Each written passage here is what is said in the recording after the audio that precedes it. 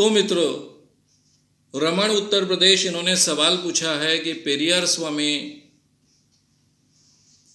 इन्होंने जो कहा है, एक तो उन्होंने ब्राह्मणों की चोटी काटी है,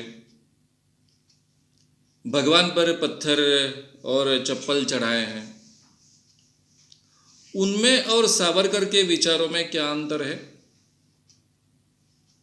और आप दोनों में से कौन से विचारों को ज्यादा महत्व दोगे या मानोगे? पेरियार स्वामी के जो विचार है वो मैं बहुत अच्छे ढंग से जानता हूं, क्योंकि जो रैशनलिस्ट ऑर्गेनाइजेशन भारत में काम कर रही थी उन पर उनके विचारों का काफी असर रहा है।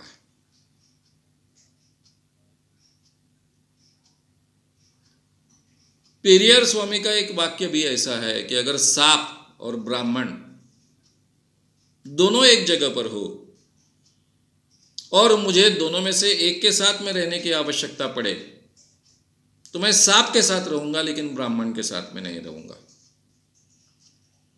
यहां तक ब्राह्मण व्यवस्था के बारे में उनके मत थे। रहा सवाल चोटी काटने का, तो चोटी काटने का आंदोलन ये जाति व्यवस्था को नकारने का आंदोलन है। जैसा जयप्रकाश नारायण के आंदोलन में जनेऊ काटो आंदोलन हुआ था। जो लोग जनेऊ पहनते हैं, अभी जनेऊ कौन कौन पहनता है? ब्राह्मण पहनते हैं, वैश्य के कुछ जातियों में से लोग पहनते हैं, क्षत्रिय पहनते हैं। काट दो, यानी हमारी जाति को हम विसर्जित कर रहे हैं। और इसी आंदोलन का एक परिणाम कर मैंने अपना सरनेम बदल दिया, क्योंकि हमारे सरनेम जाति प्रदर्शक होते हैं। तो ये चोटी काटो ये आंदोलन, ये जाति निर्मूलन का आंदोलन होने के कारण तो उसका समर्थन करना चाहिए। लेकिन भगवान को क्या इस ढंग से चप्पल, जूते, पत्थर चढ़ाकर या फिर मारकर सवाल हल हो सकता है? उनके विचारों के बारे में मेरे मतभेद नहीं है, लेकिन विचार रखने के तरीके के बारे में डेफिनेटली मतभेद है। इसीलिए मैंने जब अंधश्रद्धा निर्मूलन का काम शुरू किया तब मैंने रैशनलिस्ट एसोसिएशन के ढर्रे पर यह काम नहीं शुरू किया। उल्टा रैशनलिस्ट एसोसिएशन या फिर मानवीय नास्तिक मंच, जो मेरे पहले से काम कर रहे थे, ये संगठन, उनकी जो विचारधारा थी कि हमारे सभी अंधविश्वास भगवान के कारण और धर्म के कारण टिके हैं, इसलिए जब तक हम धर्म और भगवान को उखाड़ कर नहीं फेंकते तब तक अंधविश्वास दूर नहीं होते, ये मान्यता को मैंने कभी स्वीकारा नहीं। यानी मैं डरता था, डरपोक था, ऐसा बिल्कुल नहीं था। मैं बहुत निडर व्यक्ति हूं। अगर मेरा मन चाहे और कन्विंस हो तो मैं दुनिया की कोई भी बात सब लोगों के सामने रखने की हिम्मत रखता हूं। डर नाम की कोई चीज मुझ में नहीं होती। लेकिन मुझे ये तरीका गलत है ऐसा लगता था, क्योंकि मैं अंधविश्वास कैसे निर्माण हुए मैं बहुत अच्छे ढंग से जानता था। वो मेरे अभ्यास का विषय था। साइकोलॉजी ये मेरे बहुत अच्छे अभ्यास का विषय रहा है। इंसान कैसे बदलता है ये मुझे बहुत अच्छे ढंग से मालूम था। और इसलिए इंसान को अगर बदलना है तो धर्म की हर बात तो हम नकारते नहीं। धर्म में जो अच्छी बात है वो हमने स्वीकारनी चाहिए। जो गलत बातें हैं उसको केवल नकारने का सवाल है। और भगवान की इतनी भिन्न भिन्न कल्पनाएं भारत जैसे देश में हैं। भगवान निर्गुण निराकार होते हैं, ये भी कल्पना है। तो क्यों हम भगवान के साथ में झगड़ते बैठे? क्यों हम धर्म के खिलाफ बात करते रहेंगे? इसलिए मैंने अपना आंदोलन शुरू किया। तब हमारा ये आंदोलन भगवान और धर्म के खिलाफ नहीं है। भगवान और धर्म के नाम पर जो लोगों का शोषण किया जाता है, उनके साथ में ठगी की जाती है, उनके खिलाफ ये आंदोलन है। ये मोटो स्वीकार कर मेरे आंदोलन की शुरुआत की। तो उसमें तो मेरे आंदोलन की शुरुआत ही मेरे विचारधारा की आइडिया पेरियर स्वामी के विचारों से कितनी भिन्न है मैंने आपके सामने रखी। मैं ज्योतिबा फुले जी, शाहू जी, अंबेडकर जी के विचारों को बहुत अच्छा जानता हूं। उन्हीं विचारों में से मैं बड़ा हुआ हूं, लेकिन पहले गांधीयन। मुझे उस विचारों के साथ में जो बातें रखी जाती है वो उस भाषा में नहीं रखनी चाहिए, ऐसा मुझे पहले से लगता था। और मुझे ये सुंदर भाषा मिल गई जब गाडगे महाराज की भाषा से मेरा परिचय हुआ। लोगों के सामने जो भी बात रखनी है वो गाडगे महाराज के शब्दों में रखनी चाहिए, और इसलिए मैंने उन भाषा का चयन किया। और सावरकर जी की भाषा उसके नजदीक है। सावरकर जी खुद ब्राह्मण जाति में जन्म थे,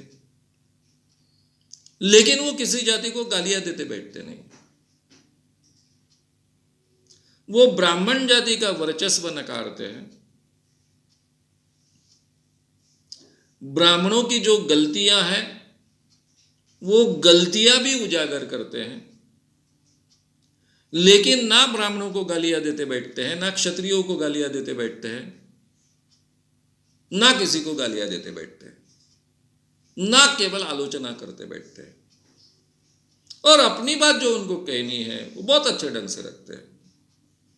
सभी धर्म ग्रंथ ये ईश्वर ने निर्माण नहीं किए हैं, ये भी बात रखते हैं।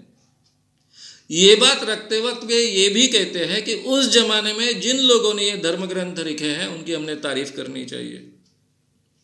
उस जमाने में इतनी अच्छी बातें उन्होंने सोची थी, इसकी तारीफ करनी चाहिए, उसका आदर करना चाहिए। लेकिन आज के जमाने में यह स्वीकारना नहीं चाहिए, क्योंकि वो सत्य नहीं है।